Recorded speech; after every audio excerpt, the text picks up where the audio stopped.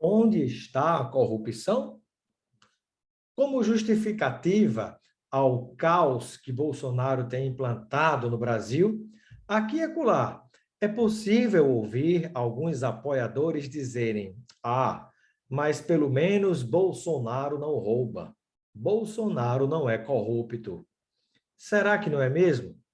Em situações como essa, se pode parar e pensar: o que será que essas pessoas entendem por corrupção? Percebe-se que há um entendimento limitado de que roubar ou corromper seria apenas algo relativo a desvio explícito de dinheiro público, a exemplo daquela cena em que, no apartamento de Gedel Vieira Lima, foram encontradas malas de dinheiro, ou como no caso do assessor de Michel Temer, Rodrigo Rocha Loures, que foi pego saindo de um restaurante com uma mala cheia de dinheiro. Em situações como essas e outras, existem corruptos e corruptores, coniventes, responsáveis e irresponsáveis. E existem vários tipos de corrupção, como ativa, passiva, necessária, preditiva e lateral.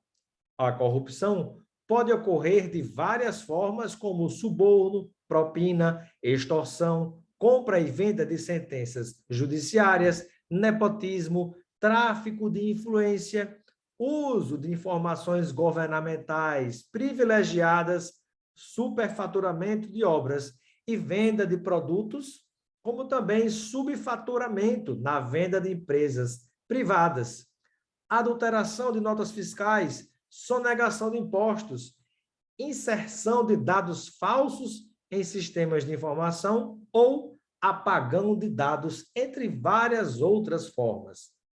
É importante destacar ainda que há situações que mostram como a caça à microcorrupção também é utilizada como cortina de fumaça para desviar o foco da macrocorrupção e de outras formas de assalto ao povo brasileiro, como a questão da remuneração e juros sobre a dívida pública, que acaba, entre aspas, legalizando uma forma de agiotagem institucionalizada.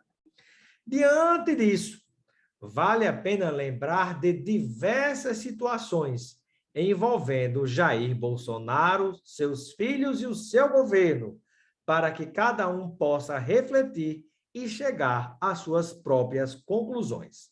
Por exemplo, a Petrobras está sendo desmontada e seus pedaços, junto com o pré-sal e o gás natural do Brasil, estão sendo vendidos. Foi divulgado um lucro escandaloso da Petrobras de mais de 100 bilhões de reais. Lucro para acionistas, principalmente estrangeiros.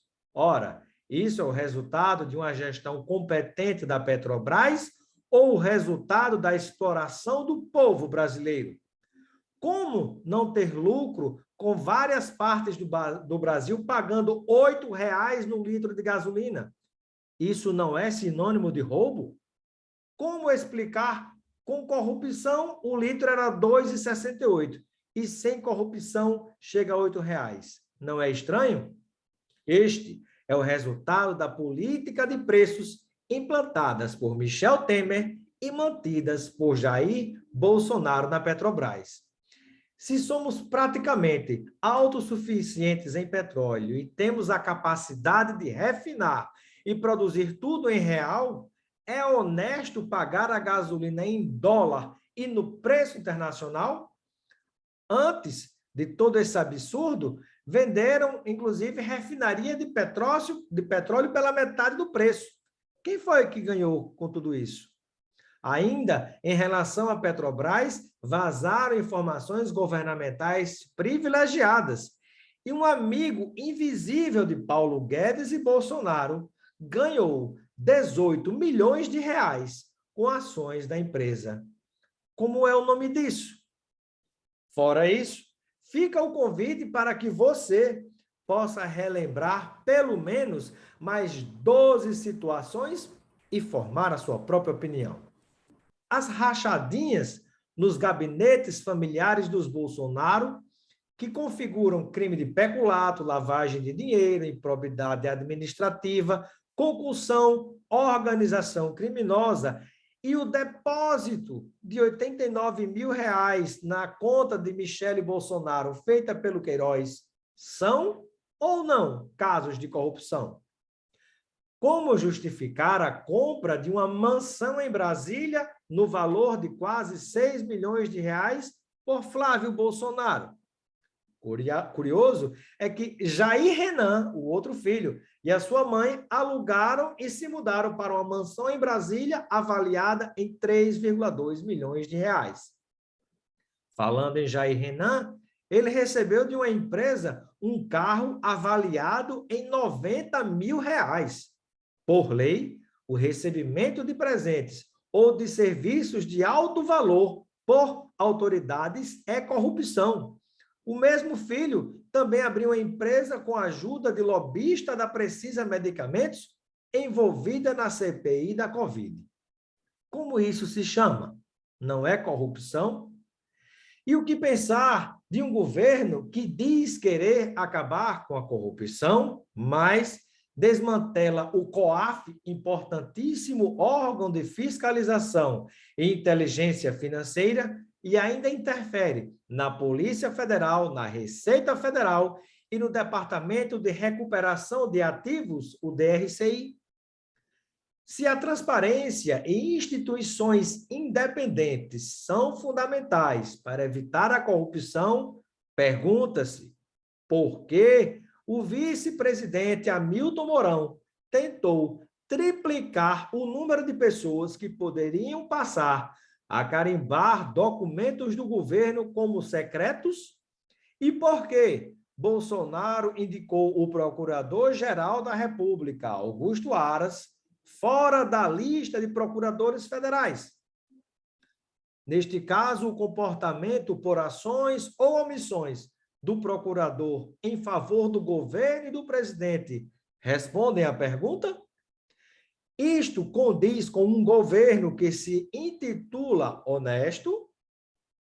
Pergunta-se também por que Marcelo Álvaro Antônio ainda permanece como ministro do Turismo se ele está sendo indiciado por candidaturas laranjas que significam fraude eleitoral.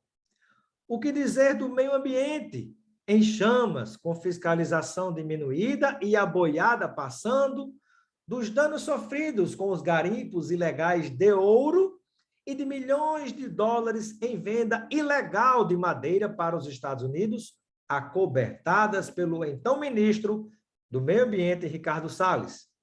E quanto ao escândalo das vacinas e o sigilo de 100 anos no processo administrativo contra o ministro da Saúde, Eduardo Pazuello.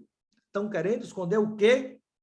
Como classificar a existência de um gabinete do ódio com ações partindo de dentro do Palácio do Planalto e financiado com dinheiro público para, inclusive, financiar fake news em diversas áreas e na área da saúde, formando uma contracampanha em relação à vacina e a favor de tratamento precoce sem comprovação científica?